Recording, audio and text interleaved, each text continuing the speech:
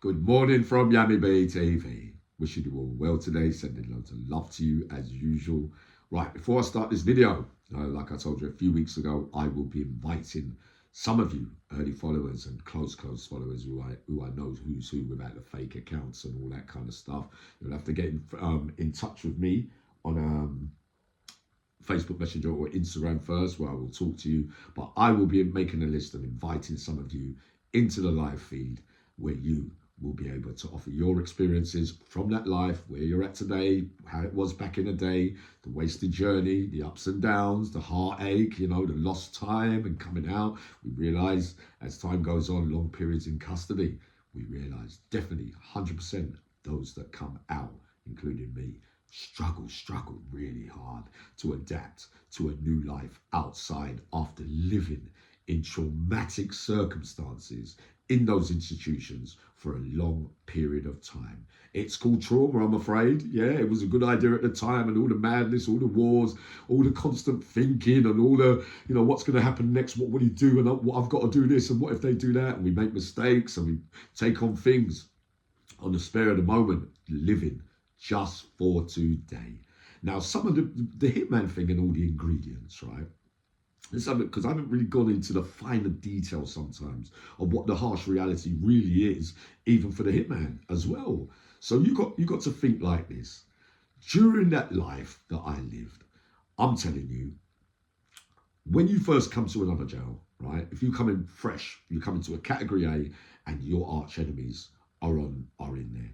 You know when before you get there, because you've done your homework, or if you haven't, you're not really following, because a lot of stuff happened outside where people have already lost lives during those gang conflicts. They carry on in jail. So when you're new to a jail, if they're all on that other wing, if they're not going to do it themselves, they are not going to want you around. They're not going to have it because they're in touch with their people out there. There's been loss of life already. These things are really, really serious, and they happen daily in the category A's and many other prisons as well, to a smaller level, to a higher level. It depends which jail you're in, and it depends who's going to be doing the job and what you want someone to do for the small little payments that you'll be giving someone. You know what I mean? So when you first walk into those jails, you know that it could go off. So you've got to be on your P's and Q's. If you don't, you're going to get caught slipping. And I've seen many men do it over a period of time, thinking, I'm here, well, I'll face the music. Let's see when I see them and that kind of thing. You can never be naive enough to not think that they will be trying to get rid of you as soon as they hear that you're in induction or you're on the wing around the corner or whatever. Right. Now, on top of this, being a hitman and taking it on for such small pittance, whether it's for an eighth of gear or a couple of quid or whatever, you're in the mix, because when these things have been happening, they know that you're reliable because you've done things before for other people. Remember this, they only want you for that specific hit. So for that small payment, it feels like, oh yeah, I've done that anyway, I've got a long time to do. I'll take the payment and I'll do the job. But then once you do the job, because you're not killing them, I mean, we know there's ones that go really seriously wrong, but just to put you in the picture, like say, for one, a big one over the north of England, right? A man drops in, he's a household name as well, but there's serious beef going on between them. The plotting and planning is starting, right? They're halfway through their sentences. They might not really want to put themselves out to do the job. So they'll approach 1, 2 hitman, it's going to take 2 of them, we'll give you all both an eighth each. And as soon as they see the geezer, they run up on him and start giving him a few pokes and things, right? So I'm standing in the thing, I was offered it. I said, no. The sides are too complicated, not involved, right? So Geordie geezer and another geezer, they take it on. So they rush him, but they've thrown in a few pokes here and there, but it goes on for a few minutes. There's a little bit of blood and everything, but he starts to fight back. Of course, he's fight or fight mode, right? He starts fighting back, and then they've got to go. You got to run because you can't stay there too long. You don't want to get nicked on blood with the weapons and everything. The bell goes, they get away and everything. So he ends up going to healthcare, and he ain't there that long. So the staff know that it's a hit. So that means he can't stay in the jail. He has to end up down the block, but he's going to get moved. He'll probably go Franklin or up the road there. But yeah, the hitmen have done the job. You're going to enjoy yourself for a few days. But hey, let's remember, when that's finished, what are you going to do then? In the future, you get shipped out too. You're going to go up there and he's going to be with a couple of his pals next time. He's going to hear or know who you was, because news travels fast. You can get that kind of information easy if you've got the know-how when you're going from cat A to cat A. All you have to do is befriend up people who was there before, and yeah, who was that then? What was his name? And they'll get the information. So that if you end up going down there, and it's always in the back of your mind when you do serious stuff. When I think, oh no, I've got to go there now. They're all there, you know what I mean? And you've got to think, the only good thing with me is mine was a lot of bollocks. But when it's really serious, they're going to come back for you. Don't you worry about that. And for what you got paid for the drama that's coming next. And a lot of those hitmen that I met along the way from all around the country ended up being a bit mentally, because you've done a few things, but it mounts up in your head. You're thinking, I can't go there. What if he's going to come there and think, I only did it for, you know what I mean? There's a lot of comebacks over these things. You don't live the life right. In the beginning of time, right, I knew the rules right from early Aylesbury, crack of dawn. I know that extreme violence was happening from the minute I touched Aylesbury and those younger man jails, because some of the violence I saw, I've told some of you before. There was a guy, right, from Peckham or Lewisham, right? And another guy, and they were doing detains as well as kids, right? They had a big fight, but the guy with the locks caught him unawares and used the ketchup bottle and sliced open his throat. So he went, and the guy was there in my workshop, and he had all stitches done. He was quite a thick-set geezer, right?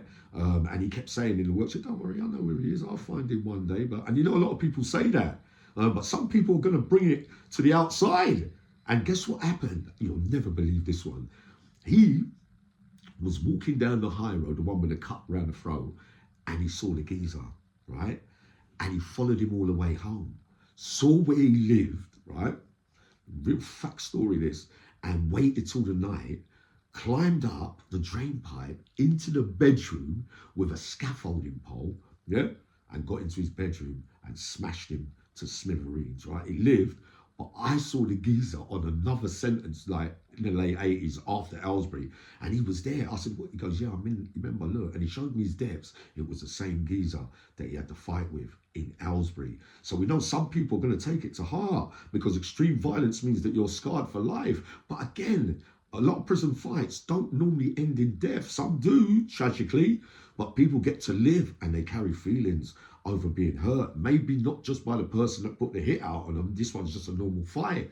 But they will take the time out to get revenge. It's the old adage, I'm afraid. So I saw serious violence and the way that things can come, and, you know, the way it can come back on you as well. I already knew all the rules to these things and the difference in the level of violence and all that. Where some men, they're not taking no check off no one. They're going for the big cut and slice and stab straight away, where they're going to try and kill you, rather than the pitter and patter about where you poke up a few people and they think, yeah, all right, sweet, they got to do that, I lived anyway. But you're still alive. You're still alive to come back and get revenge. Because you know, and I know, once it happens, you know that they sent them to do you. It's easy to work out in the case because everybody knows who the hitmen are, I'm afraid. But like I said to you, a few of them ended up in mental homes. 2 of them ended up in mental homes as well, because they used to come out to me some mornings, right? They used to come out to me some mornings and say, Yami, is he talking about him? Because your brain's so flooded up, which is why I always used to draw the line under certain things, because I knew what was worth it and what ain't. And you've got to remember, there's serious players in this game, right? I remember that geezer that got the hit that day, and I think, me and him done a little, it was like he was carrying feeling for me, like he met me, give me something. And when it happened to him, like years later, I saw him, he was like, oh, I thought you would have looked out for me though, Yami. I was thinking, yeah, but I didn't know you like that. I only spoke to you once. You know what I mean? I'm not, it's not that ain't my battle to be your friend and die for you as soon as I meet you, because I know all the other players in the mix already. You know what I mean? It's more of a loyalty thing of who you spent more time with, who you think is a bit more proper. Like some of those that have got their battles and everything, I would say they're more like my friend. rather than just hiring me to be in the mix, because there was downtime as well and they stuck by me. But they won't do that for some of those hitmen who work alone, who are not involved in all sides and haven't got those skills to, for the likability factor, the character, and bringing the art in. They're one way, one trick ponies. I want the gear, give me that, I'll do it. You know what I mean? But that doesn't mean that they love you, does it? No, it definitely doesn't.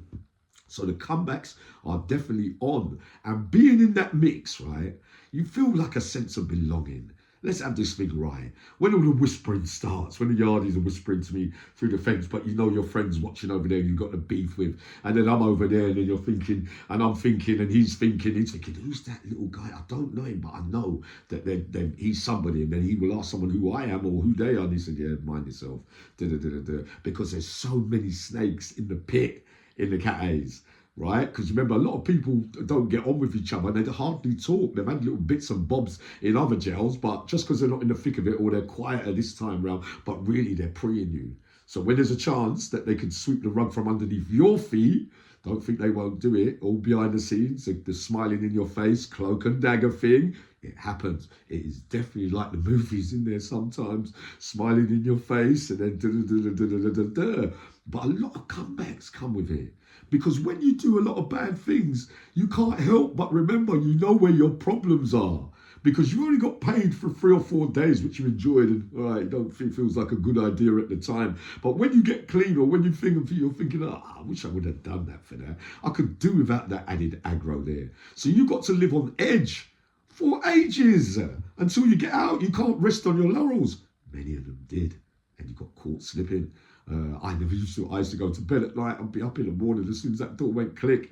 I just used to be out that door waiting, thinking what's going to happen next, thinking what everybody else might be thinking, and playing and acting and doing it this way, knowing that you got to be serious one day, and some days you are and some days you ain't. From my early memories when I was working out some of these hitmen, right, some of them, I'll go into them one of those days, when I used to see them go on the move.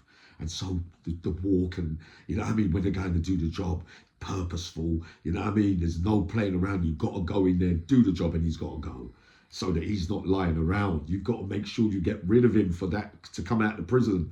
Otherwise, there's going to be comebacks. That's how it works, I'm afraid. So it's short-term glory where you get rid of the person, but that's the battle. It's not the war. So there we have it, all right? So I'm going to come up with more ingredients later on Fire and some dramatic news coming in. I'll be letting you all know soon. But get back to me, some of you. I love you all dearly. More coming up today.